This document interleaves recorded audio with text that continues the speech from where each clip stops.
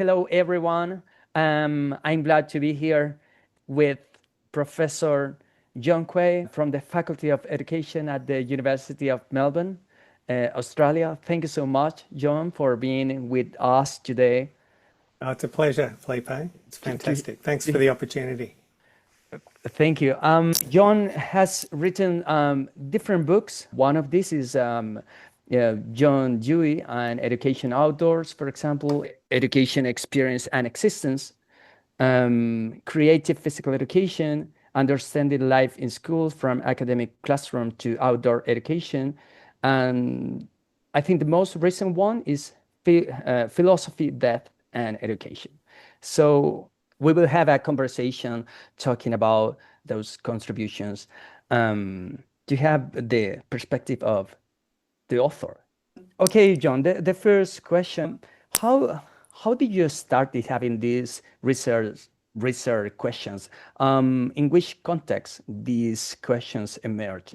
Yeah, thanks, Felipe. Yeah, so the questions very much emerged from my practice, my experiences as being a teacher in secondary schools mainly, and how I trained as a physical education teacher. And in the last year of that course, I took a subject called recreation studies, which was basically outdoor education. And that when I did that subject, I just connected with it so strongly. I thought, well, that's what I want to do. And through my teaching placement rounds in university, I loved physical education when I was a student at school. And so that's one of the reasons why I went that way. But then teaching it, I did sort of find that it was quite constrained. There was a lot of norms of practice that you followed, and you didn't tend to question them that much. You just did them, and that was good practice. You just followed the normal things. But when I got into outdoor education, it made me think that I was, especially in secondary schools, I was on this journey with the students, and we were sort of doing something together. And whenever people spoke about outdoor education and learning, it was all about experiential learning. And so sort of immediately the word experience became important. And so to understand what was happening in education in that sense, you had to understand experience. And things were working with experience. So how you set up experiences, what experiences the students were having, what were they learning through their experiences, which was quite different to, what happens at schools, where it tends to be, well, what are we teaching them? And so, and then how do we know that they've learned what we taught? So that's where the beginnings sort of came from. And so those questions, and the other aspect of the experience was that, in a secondary school staff room, with other teachers, as a physical education teacher, as an outdoor education teacher, you're often positioned very low on the hierarchy. The maths teachers, the science teachers, the English teachers are the most important. And yet I sort of felt that what we were doing in outdoor education especially was important.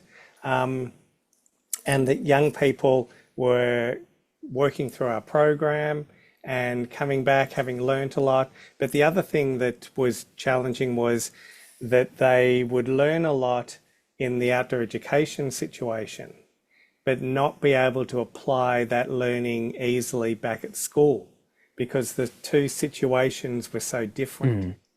So that was also a challenge for me. And so as the professional positioning of outdoor education and physical education, it was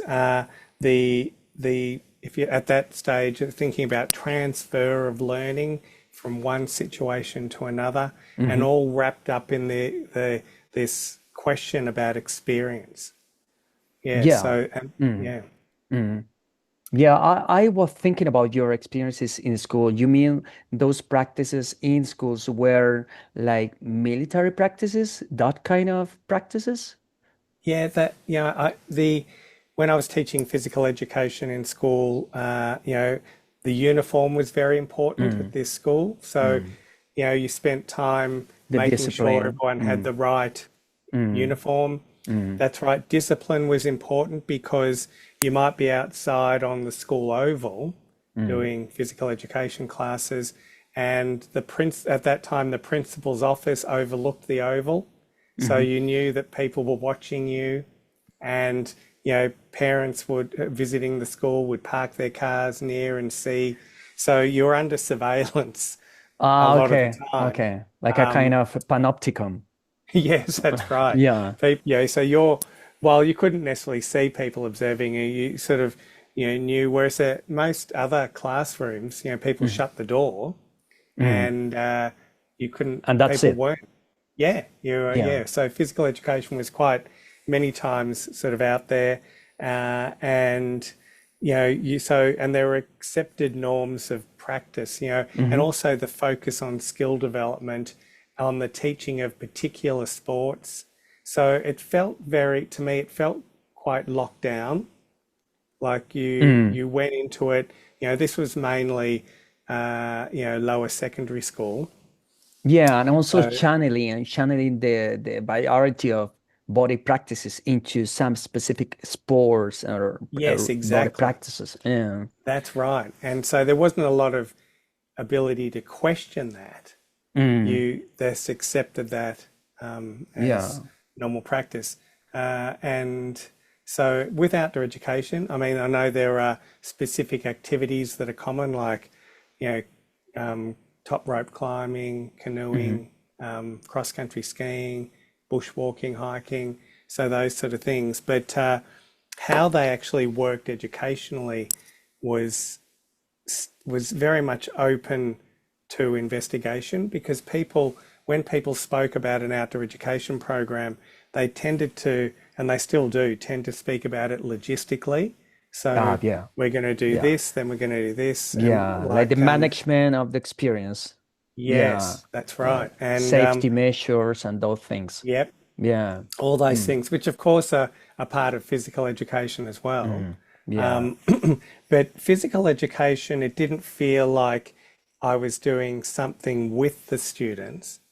It felt like I was dominating them to get them to do certain things. And often, a significant percentage of the students weren't interested in it. So you'd lost quite a few students already. I remember Yeah. teaching Australian rules football, and it was co-educational, might have been year nine or year eight, and we were out on the oval. And I remember some girls were sitting up one end of the oval, just in a small group, picking flowers. Yeah. Still happening everywhere, every Yeah, time. Yeah. that's right. So the Yeah. challenge is there, and so that's where a lot of my questions were coming from. Those conundrums about the positioning of the disciplines within the hierarchy of the secondary school, the what was happening between the teacher and the students, Mm-hmm. the introduction of the word experience rather Mm-hmm. than more curriculum outcomes and Mm. assessment. Of course, those things are connected, but how? Yeah, so that a lot of it was coming from there. Yeah.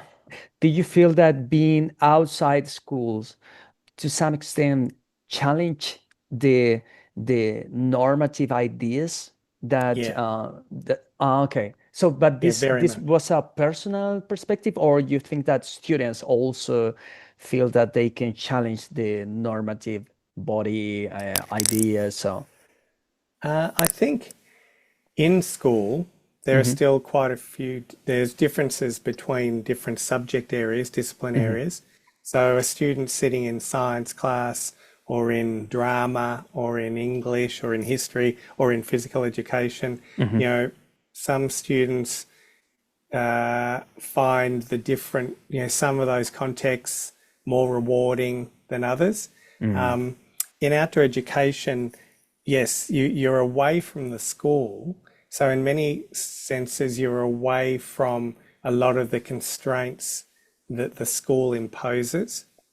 Wow. And yes, So school is problematic in that sense, from your oh, perspective. for The sure. institution, yeah, yeah, for Yeah, sure. yeah. Yeah. There are so many things that are locked down in schools, and I mean, we talk about change in schools, but you know, you mentioned John Dewey before. If you look at Mm, some of John Dewey's writings from more than a mm, century ago, you yeah. know, classrooms aren't significantly different, really, Yeah.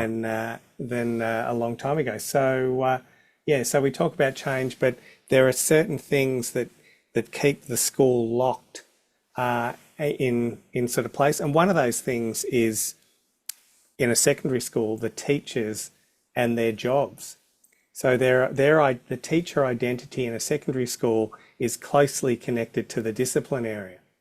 So Yeah. if you ask a Mm, teacher from a secondary school, what do they do? They, oh, I'm a science teacher, I'm a maths teacher, I'm an English teacher, I'm a history mm. teacher. Whereas at primary schools, you would more get, well, I teach grade 4 or I teach grade 1. So it's more Yeah. Yeah. teaching the children of a certain Mm, age and context versus the discipline area. So the discipline area, the timetable at the school is all organised around discipline areas. mhm. So the school itself is very locked into the discipline areas, and then the history, of course, of the grammar of schooling that's written Yeah. by new Mm. people feeding into that. Yeah, so it's that sort of thing. Yeah, teacher feeling more identified with the subject rather than the person, the Yes, person. And yeah. yes. I was talking to someone a month or so ago. They were reminiscing on their teaching career. This person was semi-retired, but Mhm. they told a story about one of their colleagues at this school who referred to all the students in his classes by number. So he Yeah. didn't even Yeah. call them by name; they were just Yeah. numbers. And this is, this is 10, 15 years ago. It's not 100 years ago. Yeah, yeah, Anyway, very recent. yeah. Okay, so and you said another thing too that these body practices or physical education, it doesn't matter the name, but Yeah. like very functional to the school purposes. You saw that too, like that kind Well, of. well, when I was teaching in secondary schools was in the 1990s, Hmm. so it was a little while ago, but the physical education then was very much in service of sport. Oh yeah. So yeah, so people you were, one term you would run a unit on netball or Hmm. football or whichever sports, and you wanted the students to do well and improve. Hmm. Ideally, those people would also be playing in the school sport teams, the ones who were doing well. So Yeah. physical education was sort of like training for sport. So I Mm. remember a friend of mine who also teaches physical education, and I asked him one day what he thought the difference between physical education and sport was, Mm. and he was confused by the question because he thought they were just the same thing. The same, yeah. But practically Yeah, speaking, it was the same. Yeah. it was the same. That's right. Yeah. So they just fed into each other so much So, that mhm. So I think this was very special for you, or having this like different perspective in the Australian context, where sports is is critical in the Australian culture. So I mm, imagine parents, teachers, or even kids are always willing to be trained for being future sportmen. So how were you able to propose something different in that specific context where sport is hegemonic? well, that's where I suppose I did more in outdoor education. Yeah. So I moved across to outdoor education, and while that, some of those activities I mentioned before, like bushwalking, hiking, canoeing, Hmm. the way that they're undertaken in outdoor education isn't competitively. Mm. So it's more to do with, utilizing those activities as forms of transport in a sense, Yeah. especially canoeing, bushwalking, and cross-country skiing, to get somewhere. And so there was a journey involved where, a group, and the groups were often, half a class size. So you'd be working with fewer young people and, on this journey together. And because there was no, while some people may not have wanted to do the journey initially, they often went along with it because it was such a social undertaking. Yeah. The group really had to pull together. It wasn't about individuals succeeding, it was about the group succeeding. Yeah. And also young people, one of the main things that they would initially be concerned with would be, who their tent partner would be. So the social elements, especially around those teenage years, were, really critical and significant to their participation. And then as a group, they were with their friends, not, some friends, some they didn't really, people they didn't know. And one thing I found through my master's study, sort of investigating that, because I wanted to investigate, because it occurred to me that the relationships, the friendships that they developed in outdoor education were a little bit different than what was going on back at school. And back at school, they had fairly structured friendships, but then on outdoor education, what they reported to me anyway was that they would support and be friendly with people who they weren't currently friends with. Yeah. Yeah. So it's in And school, they would mainly relate to their close friends. They had a little close friend groups, but then in outdoor education, they would be relating to and bringing more people into, expanding their friendship groups. okay, beautiful. So it was a possibility to expand your, not just knowing nature or like different landscapes. It was the possibility to expand with others too. Yeah, because it's Yeah. very much, I mean, the setting is very much, it's a social, one of the old catchphrases of outdoor education is, learning about self, others, and environment. Yeah. Yeah. So all three are always there. You can emphasize different aspects, but the social was always initially front and center for many teenagers. And the environment is also there, but how the environment is encountered depends on the activities that you're doing. So if you're hiking, the environment is encountered in a certain way. If you're canoeing, different, rock climbing, different. Yeah. Because I was very interested, because most of the literature, most of the academic discourse in outdoor education very much focused just on outdoor education Yeah. and didn't consider it in juxtaposition with what was going on for the students and the teachers back at school. But of course, outdoor education is part of school. Yeah, for So the sure. students undertake it as a part of school. And so, but then they come back to school. So when we talk about their friendships and relationships, they were often saying that, in the outdoor situation, we were able to sort of be friends and do this. But then when we went back to school, things would take a step backwards, back to what they used to be. So Wow. the situation, the context, that's made that much more explicit to me, that and the teacher's role in co-constructing the situation. So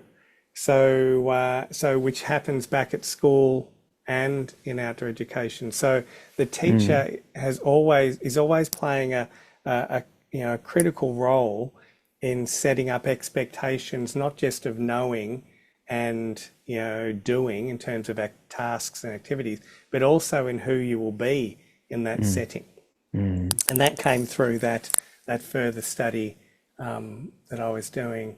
So, yeah, so I was really trying to get at what was going on for students, for young people in these situations that they were living through schooling, with outdoor education often as an interesting juxtaposition to many of the things they did in classrooms and even physical education. Yeah.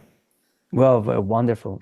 Yeah, it is like the different processes of subjectification, like in different contexts, and how they they are subjected, using the same Yeah. word, subjected to different places, people, roles, expectations, etc., etc.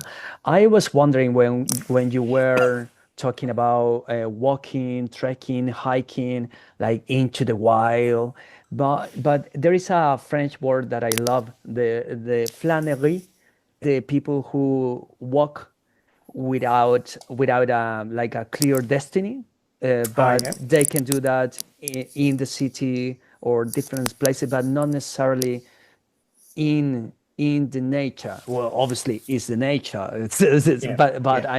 you know what I mean. So it's possible to, in your opinion, it's possible, or you have experiences with students discovering the city, having the same or similar experiences than your outdoor experiences? Yep. I'll talk about that. Can I just also mention subjectification? Yeah, for sure. Subject, yeah, and because I think, you know, you know, for me, when words connected with subjectification, that when they're used, they often raise the word object. Like a So dualism. yes, Yeah, correct. And yeah. so what I was sort of working on was trying to get beyond that sort of dualism. Because the dualism could suggest that you could take that subject and put them anywhere, and the emphasis is on the subject, but the objects around the subject and that word environment, but not but environs what's environing the subject. Is that because of the way the subject is engaged in the situation, which leads me to what the example, the flânerie you were talking about. And for me, if I draw on John Dewey's work, he talked about occupations and how an occupation is an activity having a purpose. And so that notion of purpose is crucial for me in relation to experience. So if you're walking through the city, what is happening there can't be disconnected from purpose. So the question, why are we here? Why are we walking in the city? Why are we walking in nature? Why are we walking anywhere? And the activity of walking itself. Why are we walking? So because a number of young people would probably ask that question: why aren't we catching a bus, or Yeah. why aren't we on bicycles, or why? I do remember a while ago, I was teaching a year 11 class, and it was VCE, the Victorian Certificate of Education, so formal curriculum and everything. And in this particular unit, they had to come to an understanding of quite a bit of demographic statistical information about people's participation in certain things. So instead of just going to the books, looking up tables and things, I thought, why don't we go down to the local shopping centre and we'll interview people. So in class, we'll develop questions. I set up an excursion. I had to get permission from the shopping centre and everything. So I went down there and did that one morning and came back and collated our information. And then I always remember one of the students saying to me, Mr. Quay, why did we do that when we can just get it out of a book?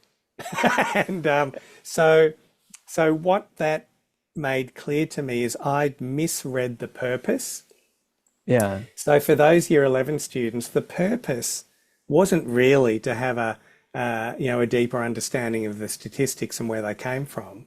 It was Yeah. really just to get they were in VCE, so it was all about getting a good mark. And so they more wanted scaffolding that would help them get the marks, not which didn't necessarily equate to understanding in a broader sense. Yeah. So So, yeah, it was so funny, yeah, but so pragmatic too. That yeah, kid, yeah.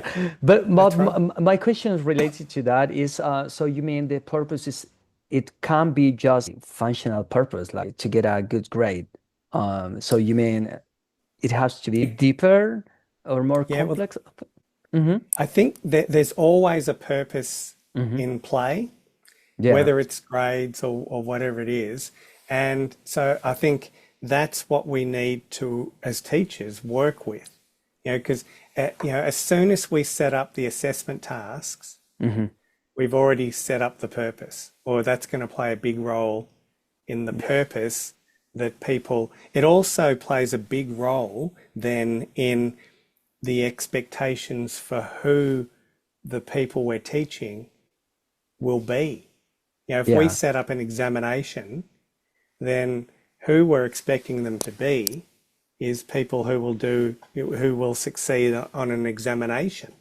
Yeah. That's true. If the assessment is an outdoor education trip, then that we're supporting them to succeed on that, which is very different than examination, but the purposes are built around that. So in physical education, if the purpose is sports success, Mm. then the physical education class will have that, will be pedagogically or organized in a particular way. Yeah. It could, Mm-hmm. yeah, those sort of things, yeah. Mm-hmm.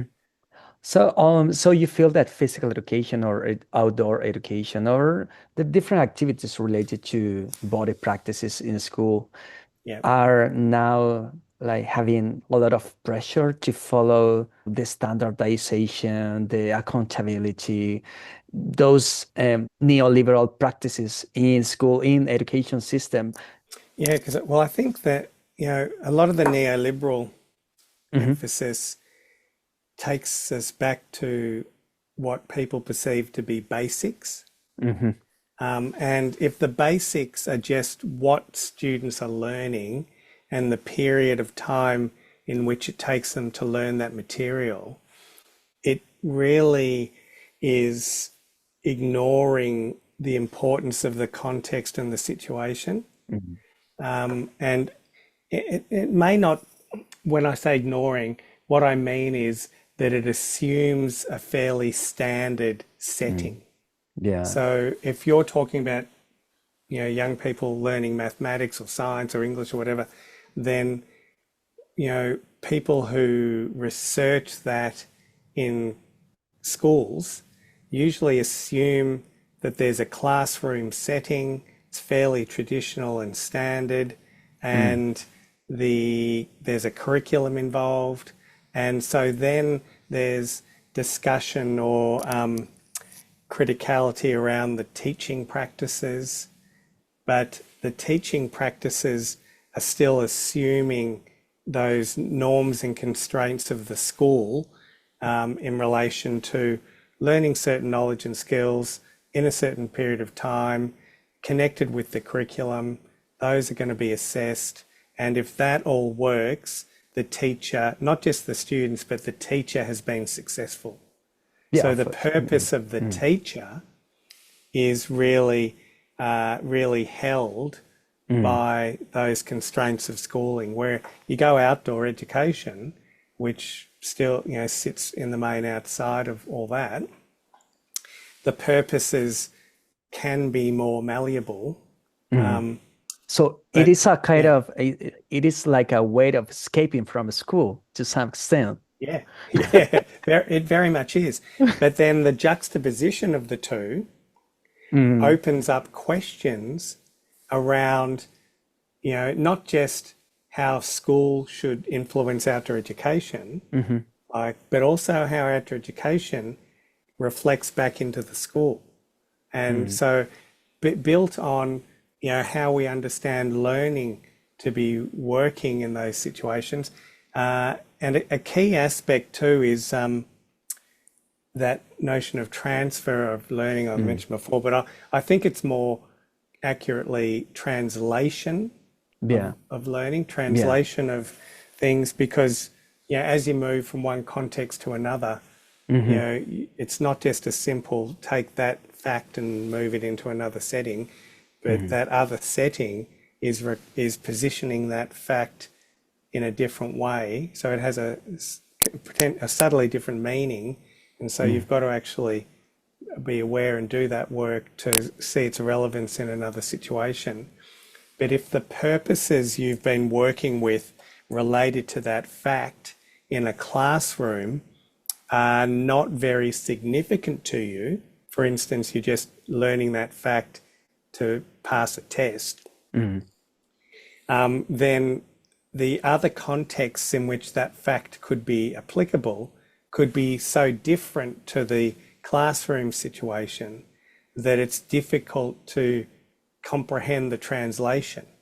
So, I mean, if the other situation might be doing a quiz, like a quiz show or something on Yeah. TV, then that translates quite nicely. You're just remembering facts and answering questions about things. But if it's applying it in some more, in some very different situations that we'd normally experience or encounter in everyday life, then it may not be. And so then the relevance of the learning is difficult for the young person to comprehend, apart from it being important for the assessment. Yeah, I understand. And you said something that when they come back to school after having this experience of outdoor education, Yeah, um, is there a possibility there to challenge the normalized or the hegemonic practices in school? It's something like this, but yeah, yeah. by students, or you include also teachers? I think it's got to be the teachers, Ah, because the students, they have to comply really with the disciplinary practices, the purposes of the school. Either that or I have to leave. yeah. Whereas the teachers, I think, and for the teachers, it's not so much being hype. I'm trying to find ways that aren't just, being hypercritical of the school. Yeah. Yeah. And what I mean by that is that if we insert into our understanding of what's happening educationally and in our planning and everything, if we insert in there the awareness that how we set up our assessments and pedagogy is also setting expectations for who the people we're teaching can and should be, that then breaks us away from the only focus really being on knowledge and delivery of curriculum to shaking up what, so the way of being in school tends to be the student. And so the student or pupil or learner, they're such ubiquitous terms, but they just encompass the young person at school. And yet the school could offer, so many other alternative ways of being a person. In that book, Understanding Life in School, I think one of the main points in there is that in every subject in the secondary school, being a maths student, being a science student, being a history student, being a physical education student, in sort of fairly general terms, but they're different ways of being a person. Yeah. So the young person in school is moving between these, yet many teachers would just think of them as different discipline areas And so the students, they're still being students and they're still learning knowledge. But yeah, so it's at such a more generic level of understanding of the person. And then teachers are faced with the conundrum of, well, how do we engage students in this work? And what often happens is that, there's this, people talk about a balance, sometimes, a balance between doing the important effort work, and then on other times we'll have less serious work, more enjoyable things to do. But we'll balance those out so that people we keep them sort It's of very going. interesting, the use of that metaphor, because it has been always in the history, the idea of balance, Yes, or like the idea of comprehensive education too yeah, is again the it's idea of balance. exactly, that's Yeah. right. And balance, John Dewey in the book Experience and Education, he in the preface, so not many people read the preface, it's only a Yeah. couple of pages long, but in there he talks about the business of a philosophy of education getting underneath the battles between the progressives and the Yeah. conservatives, Yeah. and all that sort of work. So it's we can't, you've got to get underneath that. You can't be, it's not whether one's more important than the other, or finding a balance or a middle way, he says, or he calls it some eclectic compromise between the two. You've actually got to get underneath and that's what to get underneath, he said we need a sound philosophy of experience. Oh, So, beautiful. Yeah. yeah, which took me back to the understanding that every form of education is founded upon some comprehension of human existence, human being, how we tick, how we function. So, so the Cartesian frame Yeah. still, I think, And supports. yeah, Yeah, and there is an axiological and ethical compromise too from yeah, that perspective. very Um, much. it's very interesting, these concepts, for example, the idea of experience. So, but for students who will watch this interview, or researchers, um, what has been your experience approaching to these topics in terms of how we do research if we want to know more or explore experience? Yeah, sure. The the I've worked a little bit with a colleague here, Chris McCaw, Hmm. in the notion of contemplative practices. But what that stems from for me is phenomenological method, Hmm. in the sense of comprehending the moment, or the momentum of a Mm. situation. We're so, especially in education, we're so enamored with analytical thinking, Hmm. reflective analytical thinking. So we want to understand the parts of the situation, how they're related, and changes and advances may be about realigning some of those relationships. But those relationships are already being lived in the moment. Mm. And so if we're not aware, if we can't think the moment then and be aware of it, then we're often abstract, and then we treat the moment as if we can access it through survey data, through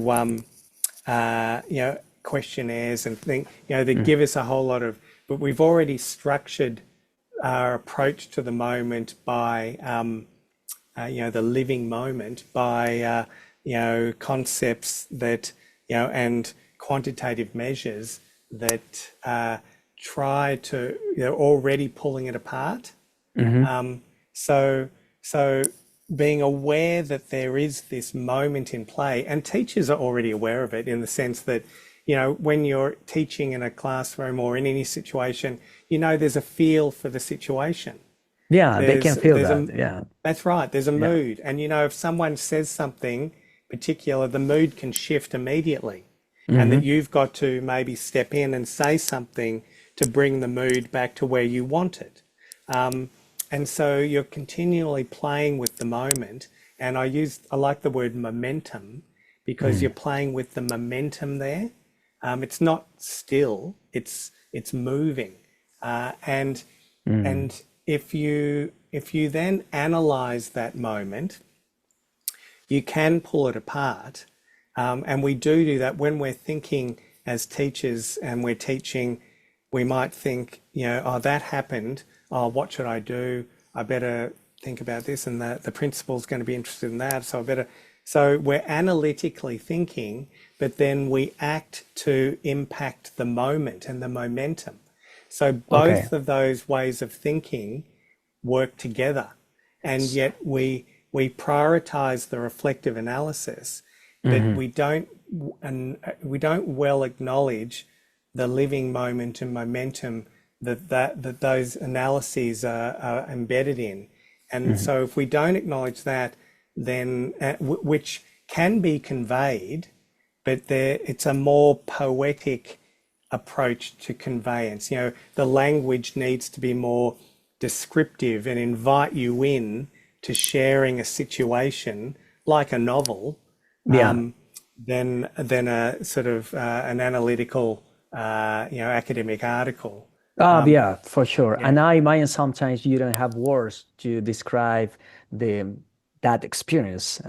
Yes. I assume there are other approaches. Sometimes arts can be Yeah. very Yeah. useful for those purposes to trying to understand the experiences or the momentum. So I understand that the method is always in construction, right? It's always Yeah. changing, always evolving, always yeah. Yeah. So yeah, for me, the methodical ways of accessing the moment, because the Mm. moment is, while, for me, the moment is what's happening here now, and I can be aware of it. It's it's rich with understanding, but I'm not. If I start to I try to identify that understanding of this moment, then I'm analyzing it, but Yeah. I am analyzing the moment. So it's this sort of reverberation around those two. And Heidegger called it for me, my interpretation of that is the ontological difference. Hmm. So Yeah. which is, I think, really important. And so on the phenomenological side, everything is just there, already connected, as in a sense a unity, as one. And then on the other side, we can pull that apart and have many things. But then we Yeah. play with those things there, and so that's where the body, embodiment, Yeah. in the moment, I'm not always aware of my body. Hmm. My body's there in the moment, and I'm doing things with it, but I'm not thinking I've got a hand, I've got but if a problem arises, or if there's some reason to reflect on my body, like maybe I injure myself, Hmm. then my analytical focus will be on that and trying to understand what happened, what should I do. So it shifts, and the moment shifts now to one that's whereas that thinking it was embedded in what I was doing. Now the moment is shifting, as it responds to this injury that I'm. So yeah, it's things are happening all the time there, and that's why teaching is such a dynamic craft, and why it's so Mm. important to be aware of how we set up the units of work that we intend to work with, Mm. to incorporate the expectations of who people will be there. And while they're just expectations, I think students, young people, they're looking to make sense of, well, who am I expected to be here? what am I expected? They'll more talk about it in terms of what do I have to do? But that doing, which is application of the knowledge and skill they're meant to be learning, that's embedded in that doing, but that doing is embedded in who they are in Yeah, the for setting. sure. Yeah. Yeah. Yeah. So that's where that being, doing, knowing thing that And that question is not always declared in schools. Is like a synonym. exactly, Yeah. exactly. And so teachers are aware of it, but they don't have a language for it. So that's why being, I think, ways of being and expectations for who people are, they're always in play, but we don't talk about it a lot at schools. And yet it's so important for learning. We think of learning more as the curriculum and then the tasks. Yeah. Oh, what do we need to teach? Or what activities will we do? And we'll try to get activities that the students enjoy, but some of them they won't enjoy. They'll just be about the assessment. So it sort of breaks down when we're not thinking about who we're expecting them to be and how important that is for the relevance and significance of the knowledge and skill. Yeah. In spite different studies have shown how for teachers, educating human beings is fundamental for them. They identify with that discourse, but yeah, but probably schools, the education system promote and reinforce different priorities finally, Yeah. and they feel forced to follow. Many of them don't have more options than that. But let me take the idea of body, Yeah. the body experience, to ask you the questions about your recent book launched in 2023, right? The book Yeah. about death. Could you tell Okay. us a little bit more about why you decided to put attention on death? It's fascinating, obviously, but I assume it's not easy to talk about that too.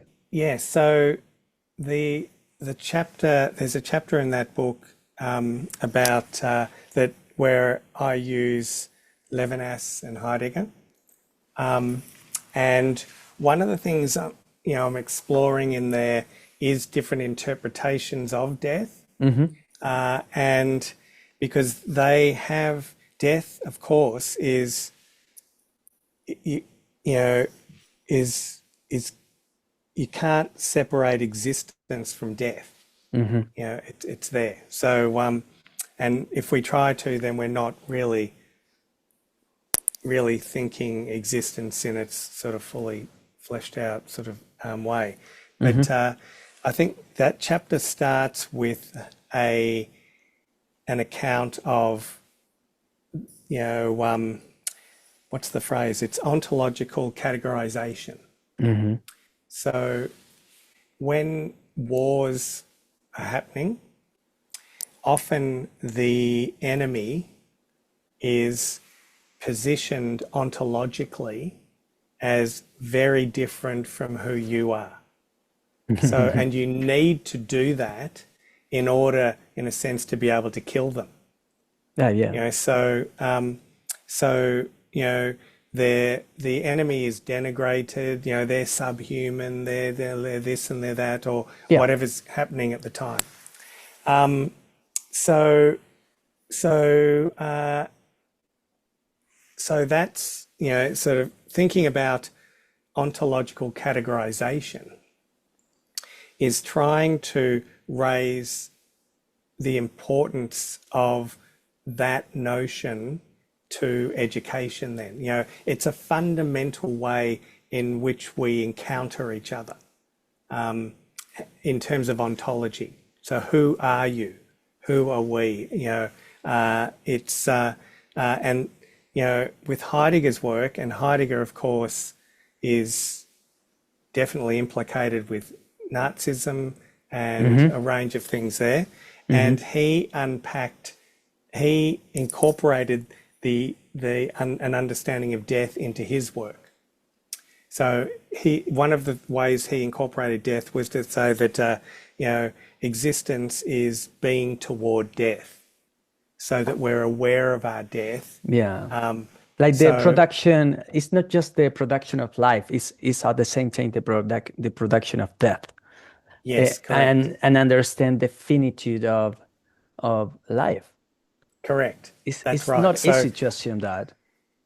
that's right. So he and there's and through this, I'm in a way problematizing some of Heidegger's work and using Levinas. I won't go into it in too much detail because we could be here for hours. But the one interesting thing that comes from it is that the notion of being with others.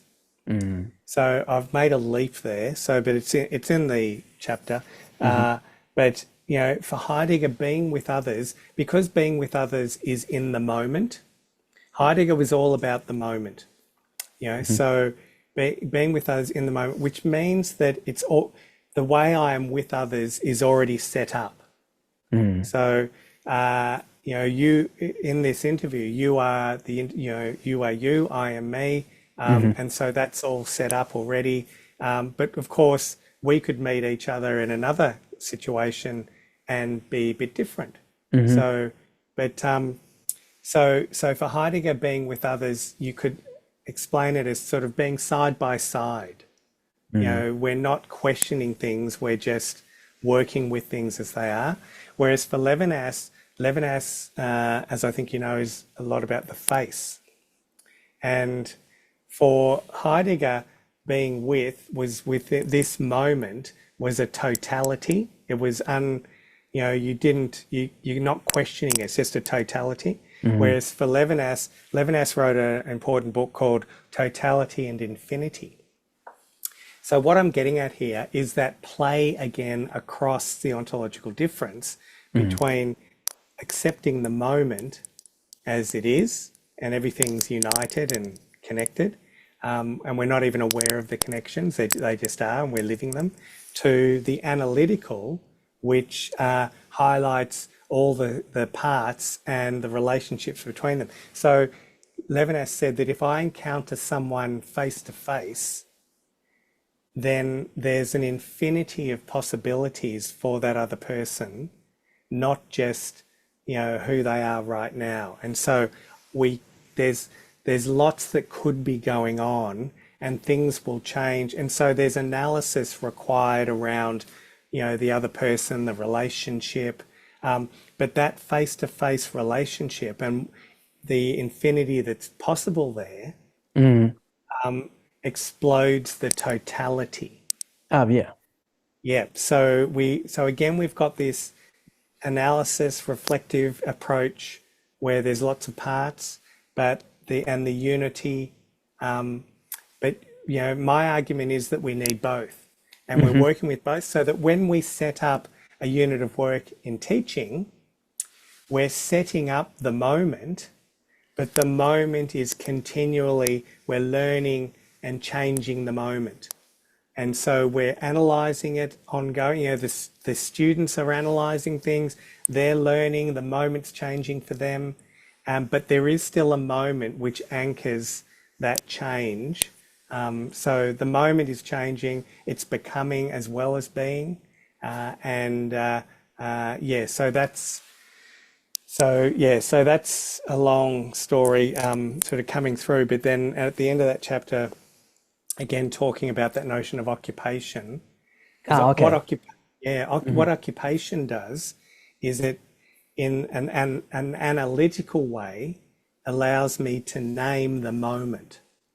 So, being a student, so calling that an occupation, a way of being in the world, is trying to articulate that moment, but obviously in a very limited way. But it's trying to give language to that moment as being, doing, knowing, all together. And Dewey's reflections on occupation, he talks about occupation as an axis around which knowledge can sit in relation to that occupation.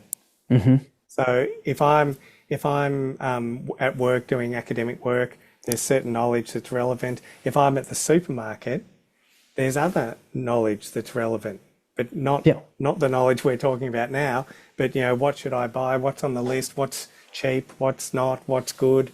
But that my occupation there is very different. So the knowledge I need, the activities I'm doing, and who I am, they're always connected. But in occupations, there is a term that encompasses being, doing, knowing, but in a more analytical sense that allows us to name it.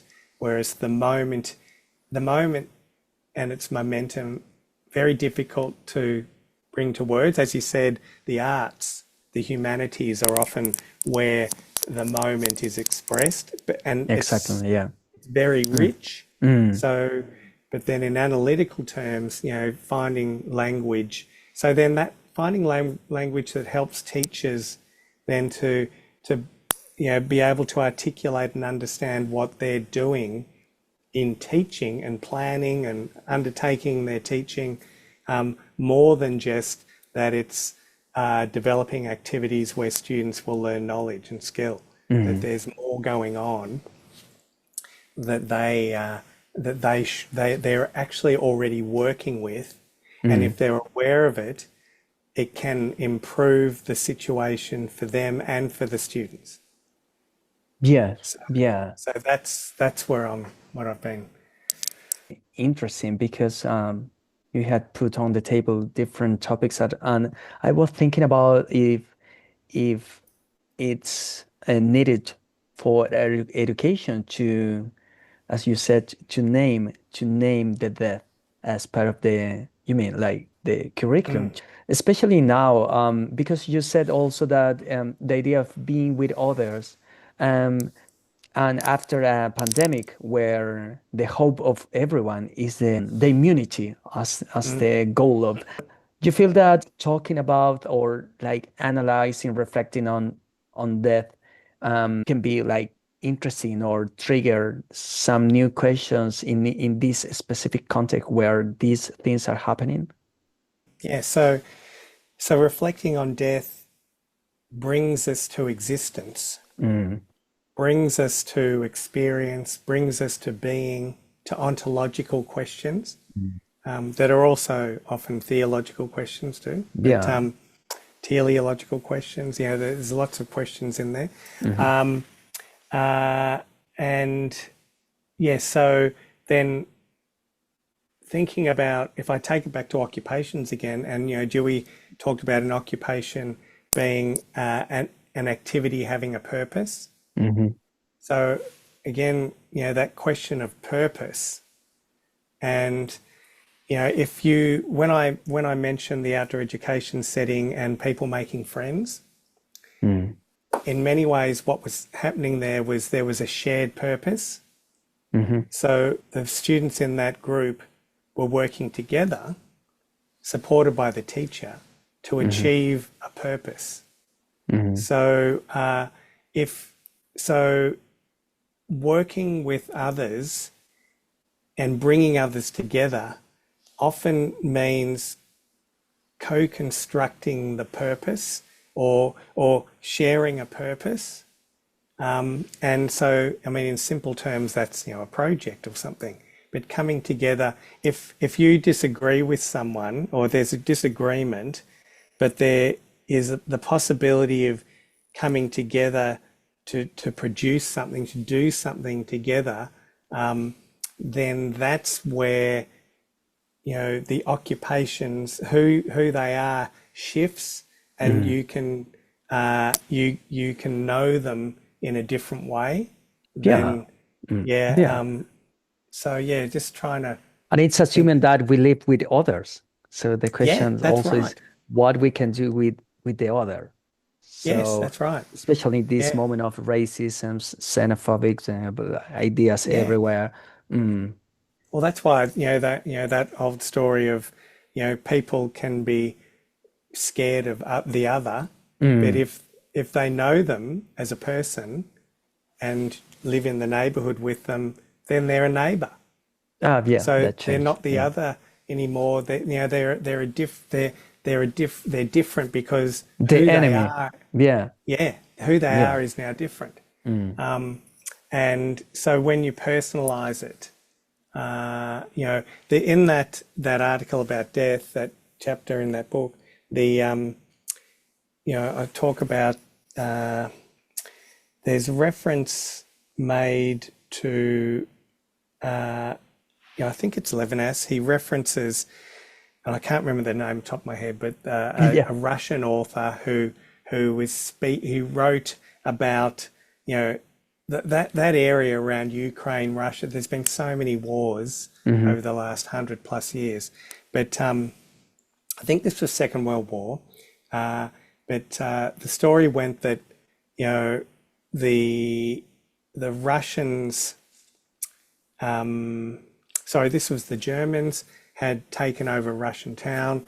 The Russians had come back and taken it back. So the Germans now had to get out. There was one command post. It was an old house or something or shop that the Germans were using. Everyone was killed except for the commander who was in there, and the commander was being told to help remove all the bodies, and the local citizens, the Russian citizens, were watching. There was a woman there whose daughter had been interrogated and killed by the Germans, but then she was watching what was happening, and she gave the German officer her last piece of bread for that day or period. And the question, why that? And it was also a question about kindness. And so Levinas is very, he doesn't believe that there can be institutional kindness. You can't structurally embed kindness into an institution. Kindness, he's very skeptical about those arguments. Kindness, he says, is about small things. So she felt, empathy for the Russian officer, even though he'd done all these things and gave the bread. But and those kindnesses can change a whole lot of things. But Yeah. yeah, Yeah, very interesting point to analyze the present, for example. yeah, I have a very short question for you, yeah, the last question. yeah, But before that, let me tell you that has been very interesting because I think in your contribution, there are at least two important things for me, at least. The first one is how you have promoted different perspective to things about physical education, and there is critical, especially now, because it's needed to find new ways, new alternatives to things about body practices or the education of bodies in schools. And along with this is how you, with your ideas, obviously I have read your books, papers. We know each other yeah, since definitely. 2018, Yeah, 2017, I think. yeah.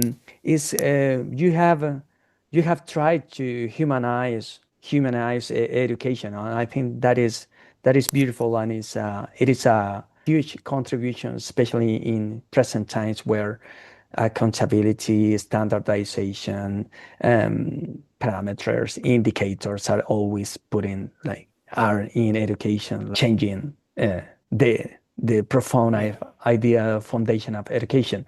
The last question: Could you tell us if your, like, current project, you are working on a paper or something that you would be interested in sharing with us? Or Sure. Yeah, so there's a few projects Mhm. sort of on the go. One is creative learning units, which I've been trying to sort of work with, and that's creative learning units is a way of describing for teachers all that we've been talking about, to go from all of that research work, to, well, how could this impact practice? And that's why I've been mentioning the unit, the unit of work, so that's how, again, that word unit, which means one, means unity, it means it's Okay. an interesting work. There was an American educational curriculum theorist, Dwayne Hubner, who wrote once, and I've always remembered this, the unit of work is a being in the world.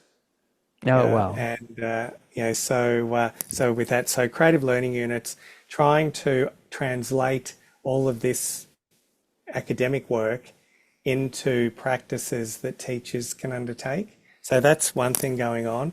Another thing, as you know, is trying to draft a paper around physical education, and especially bringing on board the notion of salutogenesis in relation to health, and in that way trying to bring that to outdoor education, so that there's a framework, because one thing we're working on here at the University of Melbourne is bringing more closely together health, outdoor and physical education.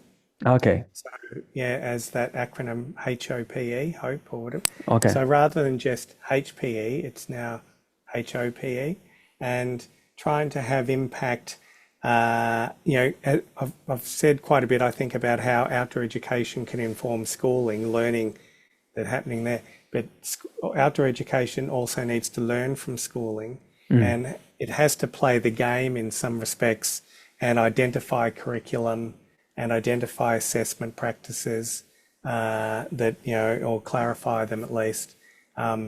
So that work is going on. So bringing outdoor education more into the fold of schooling, but in a way that, tries to avoid some of the problems.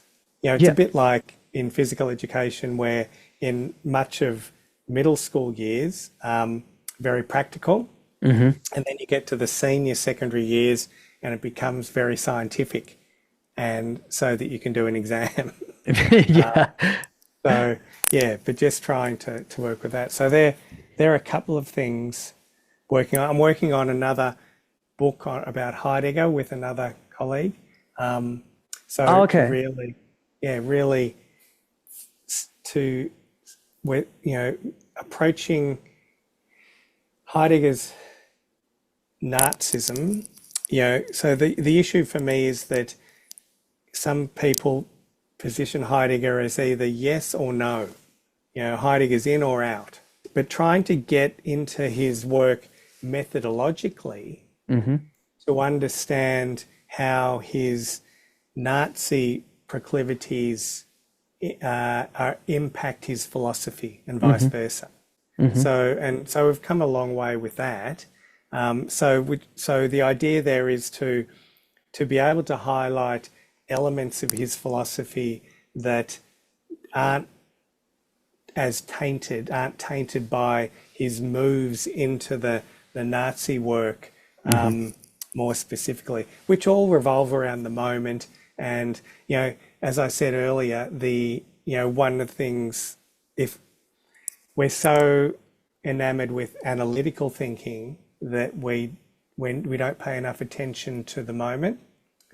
But for Heidegger, in many ways, he was so enamored with the moment that he didn't pay enough attention to how the moment can change. And he was always looking for how to understand how it can be constant. And so if you're looking for constancy, then you begin to look for things that, solidify.